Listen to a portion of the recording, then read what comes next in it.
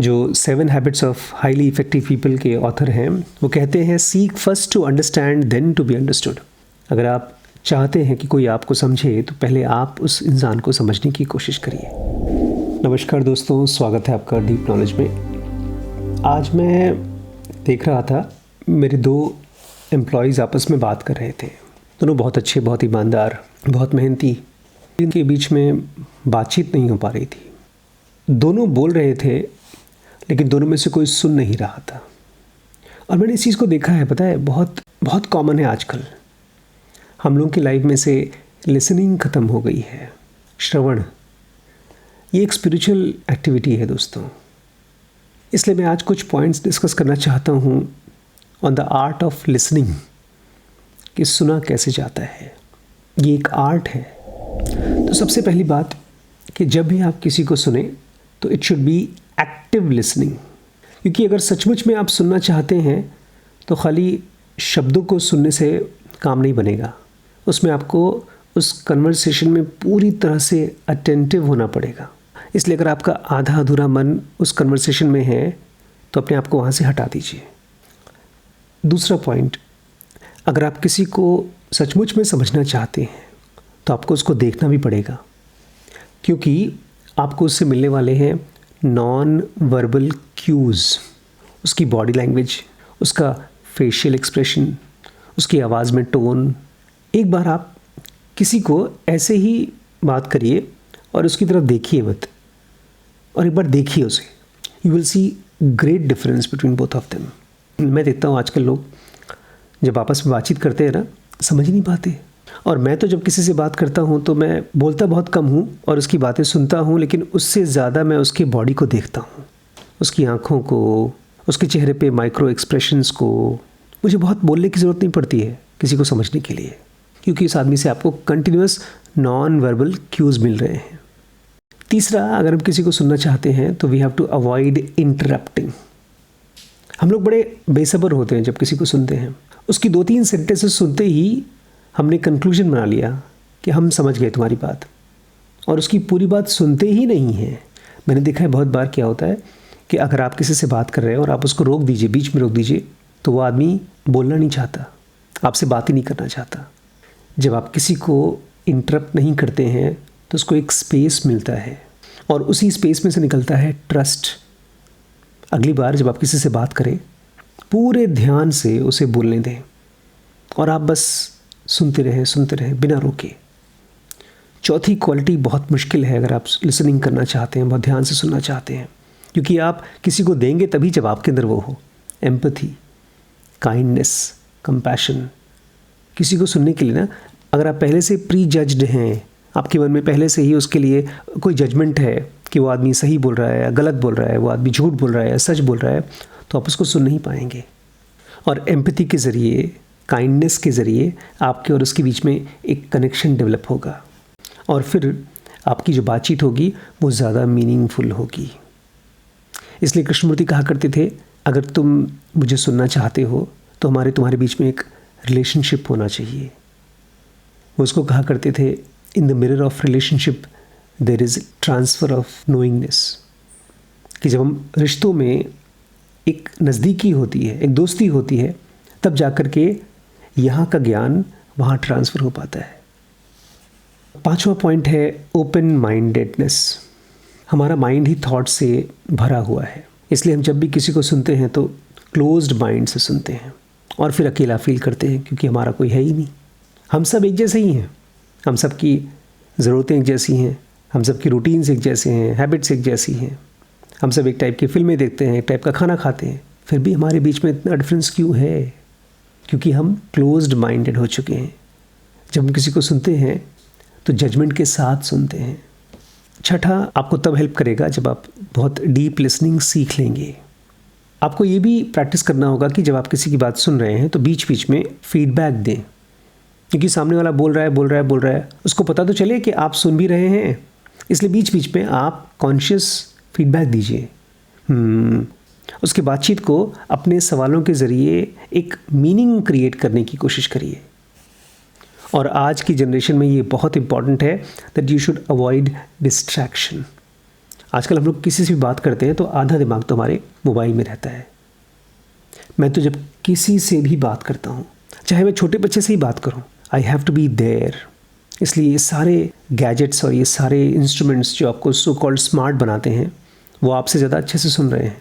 इसलिए उसको बंद करिए, अपने कान को और अपनी आँखों को खोलिए। Seek to understand. अगर आप किसी को सुनना ही चाहते हैं तो इस मोटिव से सुनिए कि आप उसको समझना भी चाहते हैं, क्योंकि आपके पास अपना व्यू पॉइंट है, आपके पास अपना नज़रिया है, आप उसके नज़रिए को सुनना चाहते हैं। और लास्ट में दोस्तों, ये एक कंटिन्यूअस इम्प्रूवमेंट है। लिसनिंग कोई छोटी मोटी चीज़ नहीं है, इसको रोज़ रोज़ प्रैक्टिस करना पड़ेगा, अलग अलग सिचुएशंस में प्रैक्टिस करना पड़ेगा। मैं अक्सर कहता हूँ कि किसी भी ऑर्गेनाइजेशन में उसकी सक्सेस या उसकी फेलियर होती है बिकॉज ऑफ कम्युनिकेशन, और कम्युनिकेशन का सीक्रेट है लिसनिंग। और ये चीज़ लागू होती है फैमिलीज़ में, ग्रुप्स में, फ्रेंड्स में, जहाँ कहीं पर भी आप दो लोग आपस में इंटरेक्ट करते हैं, आपके बीच में अगर मिसअंडरस्टैंडिंग है, that is because of lack of listening. आप सुन नहीं पा रहे हैं। तो ये तो बात हो गई दूसरे को सुनने की, एक इंसान को सुनने की। आजकल हमारे पास जो माइंड है वो पता नहीं कैसे केवल फिल्मों को देखने के लिए, जोक्स को सुनने के लिए या किसी यूट्यूब के वीडियो को सुनने के लिए अवेलेबल है। ऐसा लगता है जैसे गन्ने में से चीनी निकाल के हम खाते हैं, ऐसे ही हम नॉर्मल कन्वर्सेशन में अगर कोई स्पाइसी बातचीत होगी तो उसको सुनने के लिए हम रहेंगे, अदरवाइज़ नहीं। इसीलिए शायद हम लोग ज़्यादा अकेलापन भी फील करते हैं आजकल, क्योंकि हमको कोई सुनने वाला नहीं है। मुझे याद है बचपन में जब पापा ऑफिस से आया करते थे तो अपने ऑफिस में किसने क्या कहा वो सारी बातें बताया करते थे, और हम लोग बस सुनते थे ऐसे ही। आज भी वो कहानियाँ पापा उतने ही मन से सुनाते हैं और अच्छा लगता है। बहुत सी कहानी तो हम लोग जानते हैं, बट फिर भी सुनने में अच्छा लगता है, क्योंकि वो हमारे और उनके बीच में एक कनेक्शन डेवलप करता है। शब्दों से केवल बातचीत नहीं होती है, कान से होती है, मन से होती है। इसलिए जब भी किसी को सुनो तो पूरी बॉडी से सुने, अपने पूरे बीइंग से सुने, क्योंकि जब आप ध्यान से किसी और को सुन पाएंगे तो धीरे धीरे आप अपने मन के अंदर में चलने वाले विचारों को भी सुन पाएंगे और समझ पाएंगे। क्योंकि जो बेसब्री आपकी सामने वाले के लिए है, वही स्टेट ऑफ माइंड आप अपने लिए भी अप्लाई कर रहे हैं। एक माइंड जो डिस्टर्ब्ड है, जो दूसरों को सुन नहीं पाता, वो खुद को भी सुन नहीं पाएगा। इसलिए ढेर सारी स्पिरिचुअल प्रैक्टिसेस में से एक प्रैक्टिस है लिसनिंग। इसलिए जो भी आपके सबसे नज़दीक है, आपकी वाइफ, आपका बच्चा, आपके कलीग्स, आपके साथ काम करते हैं, आपका लोअर स्टाफ, आपके ऊपर आपके बॉसेस, उन सबको प्रैक्टिस करिए सुनने में। एक ऐसा स्टेट ले आइए जहाँ पर आप सचमुच में सामने वाले को समझना चाहते हैं। और हर एक इंसान ऊपर से वो एक फिजिकल बॉडी और माइंड है, लेकिन गहरे में वो एक डिवाइन फ्रैगमेंट है, एक सोल है, एक आत्मन है। आप उसको समझ पाएंगे। अगर आप ध्यान से देखते हैं तो आप उस आदमी के अंदर के भगवान को समझ पाएंगे। उसी का अंश हमारे अंदर है। मुझे माफ़ करिएगा, मैंने नॉर्मल डे टू डे बातचीत में गहराई लाते लाते मैं आपको एक स्पिरिचुअल लिसनिंग की तरफ ले जा रहा हूँ। प्रार्थना बोलने से ज़्यादा इम्पॉर्टेंट है प्रार्थना सुनना। एक छोटी सी चीज़ करिएगा जब भी आप किसी को सुन रहे हैं, आप उसको सुनिए ध्यान से, और सुनते समय जो भी आपके मन में विचार आए वहाँ से अपने आप को हटा दीजिए और उसकी बॉडी के ऊपर, उसके चेहरे के ऊपर, उसके हल्के से हल्के मूवमेंट के ऊपर ध्यान दीजिए और ध्यान से देखिए। आज मैं डॉक्टर एमपी के साथ एक जगह गया था, किसी से मिलने के लिए हम लोग गए थे, और वहाँ पर मैं बहुत ध्यान से उस आदमी को देख रहा था। और अब तो ये प्रैक्टिस हो गई है, अब तो ये बॉडी का एक नेचर हो गया है किसी को सुनना बहुत ही ध्यान से। ये एक साइन है कि आप स्पिरिचुअली बहुत इवॉल्व हो रहे हैं। लिसनिंग मरने के बाद भी ख़त्म नहीं होती, क्योंकि वो फिज़िकल बॉडी से नहीं होती है। जो आदमी सुनते सुनते अपने बीइंग के पास पहुंच जाता है, फिर उसकी कोई डेथ नहीं होती। सुनना एक तरीका है माइंड के बियॉन्ड जाने का, हायर डायमेंशंस में जाने का। ये ब्रह्मांड आवाज़ से बनी हुई है और इसको बोल कर नहीं समझ सकते, इसको केवल सुनकर महसूस किया जा सकता है। और कभी कभी ऐसे ही अपने बॉडी को महसूस करिए। अचानक से आपको अपनी हार्ट बीट फील होगी, अपनी सांसें फील होगी पूरी बॉडी में। क्योंकि जो हम सांस लेते हैं ना, तो लंग्स तो फिजिकल बॉडी में सांस लेता है, लेकिन हमारी पूरी की पूरी मॉलिक्यूलर बॉडी, हमारा सूक्ष्म शरीर पूरा का पूरा सांस लेता है। अपने अंदर में थॉट्स को देखिए, पहचानिए और आसपास में जो कुछ भी है उसको सुनिए। It's one of the most advanced practices. Yama niyama asana प्राणायाम में प्राणायाम का एक एस्पेक्ट है लिसनिंग। क्योंकि जब आप आवाज़ों को सुन रहे हैं और आप उसको कॉन्शियसली सुन रहे हैं, तो आप जो कान से प्राण आ रहे हैं उसको भी रेगुलेट कर पाएंगे। कॉन्शियस लिसनिंग के बाद जो थॉट्स बनते हैं वो भी बहुत प्योर होते हैं। तब सचमुच में जो कुछ भी सामने वाला बोल रहा है उसको डिकोड कर पा रहे हैं, उसका सही मतलब डिकोड कर पा रहे हैं। नहीं तो ज़्यादातर लोग केवल मिसअंडरस्टैंड करते हैं, गलत समझते हैं। मैं पूरी एक श्रृंखला बना रहा हूँ लिसनिंग के ऊपर। इनफैक्ट इस कोर्स का नाम हमने रखा है बात करें। तो अगर आप भी इस चीज़ को सीखना चाहते हैं, लिसनिंग को सीखना चाहते हैं, कन्वर्सेशन को सीखना चाहते हैं, तो you are most welcome to be the part of that course. Stephen R Covey जो 7 habits of highly effective people के ऑथर हैं, वो कहते हैं seek first to understand then to be understood. अगर आप चाहते हैं कि कोई आपको समझे, तो पहले आप उस इंसान को समझने की कोशिश करिए। और ये कैसे पॉसिबल होता है? Through listening. कार्ल रॉजर एक बहुत ही फेमस साइकोलॉजिस्ट हैं और वो कहा करते थे empathetic listening is a therapy. Active और एम्पैथेटिक लिसनिंग अपने आप में एक तरह का इलाज है। अगर आपके पास कोई पेशेंट है और आप उसको हेल्प करना चाहते हैं, आप कोई दवाई नहीं जानते, बस उसको ध्यान से सुनते रहें। इसलिए पेशेंट्स बहुत पसंद करते हैं अगर कोई डॉक्टर उनकी बात को ध्यान से सुन भी रहा है तो। कहते हैं आधी प्रॉब्लम तो वहीं सॉल्व हो जाती है। जूलियन ट्रेशर एक साउंड और कम्युनिकेशन एक्सपर्ट हैं और इनकी कुछ टॉक्स हैं, टेड टॉक्स, इतनी बढ़िया हैं। अगर आप लिसनिंग को और कम्युनिकेशन को सीखना चाहते हैं, you should really watch it. Paul Tillich एक थियोलॉजिशियन थे जो कहा करते थे the first duty of love is to listen. कि अगर कोई इंसान किसी से प्यार करता है तो उसमें सबसे पहला कर्तव्य है सुनना। बर्नार्ड फरारी जिन्होंने power listening mastering the most critical business skill of all, वो कहते हैं लिसनिंग एक बिजनेस स्किल है। इसके ज़रिए आप एक लीडरशिप क्रिएट कर सकते हैं अपनी कंपनी में। You can be a very good leader just by listening to your colleagues, your team.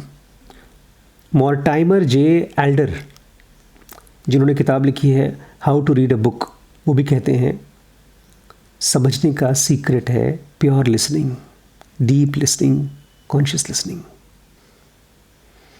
Krishnamurthy कहा करते थे अगर आपको किसी को सुनना है तो उसको एक्टिव प्रेजेंस दीजिए without the interference of one's thoughts, biases and prejudice. और पता है वो ऐसा क्यों कहते थे? क्योंकि वो खुद ऐसे ही सुनते थे। आपके मन में अगर कोई बायस है और सामने वाले को आप समझना चाहते हैं और आपके मन में बायस है, आप समझना चाहते हैं, तो एक पॉइंट के बाद वो भारी पड़ जाएगा। आज सामने वाले को समझना वो ज़्यादा स्ट्रांग पड़ जाएगा और आपका बायसेस कमज़ोर हो जाएगा। और वही है first step of freedom. Krishnamurti कहा करते थे हैव नो फिल्टर्स, जिसमें आपके पास्ट बिलीव्स, पास्ट एक्सपीरियंसेस और हमारी एक्सपेक्टेशंस आती हैं। जब हम किसी को सुनते हैं ना, हम इसलिए नहीं सुन पाते क्योंकि हमारे पास फ़िल्टर्स हैं। हमारे अपने खुद के बिलीव्स, हमारे पास्ट एक्सपीरियंस और हमारी एक्सपेक्टेशन हम सामने वाले को सुनने नहीं देती हैं। और फ्रीडम फ्रॉम द नोन में एक स्टेप और आगे जाते हैं कृष्णमूर्ति। वो कहते हैं कि आप नॉलेज से ही फ्री हो जाओ। मतलब जो कुछ भी आप सुन रहे हो, सोच रहे हो, समझ रहे हो, उसको भी छोड़ दो, तब जाकर के आप किसी को सुन पाओगे, नेचर को सुन पाओगे। कृष्णमूर्ति के लिए लिसनिंग एक तरह का मेडिटेटिव एक्टिविटी थी, इसलिए वो यूज़ करते थे ये शब्द मेडिटेटिव लिसनिंग। और वही थे जो कहा करते थे don't just listen with your ears, अपनी पूरी बॉडी से सुनो। और कृष्णमूर्ति ये भी कहा करते थे अगर आप किसी को सुनते हैं और बाद में उसके बारे में कोई जजमेंट क्रिएट करते हैं तो आप उस आदमी को समझ नहीं पाएंगे। वो कहते थे एनालिसिस और जजमेंट जेन्युइन लिसनिंग को रोकता है। इसलिए आपके मन में बार बार ये होगा कि मैं सामने वाले को एक कैटेगरी में डाल दूं, अच्छे, अमीर, गरीब, लेकिन वो गलत है, बिकॉज हर एक बंदा इंडिविजुअल है। इसलिए अवॉइड करिए किसी को भी कैटेगराइज करने में। ये सब थॉट्स में होता है, मन के अंदर में। और कृष्णमूर्ति बोलते थे you should do total listening, लेकिन वो शुरू में पॉसिबल नहीं हो पाती, क्योंकि हमारे माइंड में ढेर सारे डिविजन्स हैं। हमारा एक पोर्शन है जो समझना चाहता है, एक पोर्शन है जो फील करना चाहता है, वो चाहता है कि सामने वाला हमको सुने, और एक पोर्शन है जो परेशान है, जिसको केवल सेंसेशंस चाहिए। लेकिन धीरे धीरे जब आप टोटल लिसनिंग के बारे में और गहरे से कोशिश करेंगे, प्रैक्टिस करेंगे, तो आप कर भी पाएंगे। और लास्ट में कृष्णमूर्ति कहा करते थे अगर किसी को ट्रांसफॉर्म होना है तो that is only possible through listening. इसलिए दोस्तों मैं आपसे कहूँगा पहले मेडिटेशन मत करिए, पहले जाकर के केवल लिसनिंग प्रैक्टिस करिए। ये एक तरह की प्रिपरेशन है, ये एक तरह का मेडिटेशन है। सो ट्राई करिएगा, और आपका क्या एक्सपीरियंस है मुझे बताइएगा कमेंट में, और आपके जेन्युइन क्वेश्चंस मुझे बताइए ताकि मैं उसके ऊपर आपके साथ डिस्कस कर सकूँ। ठीक है।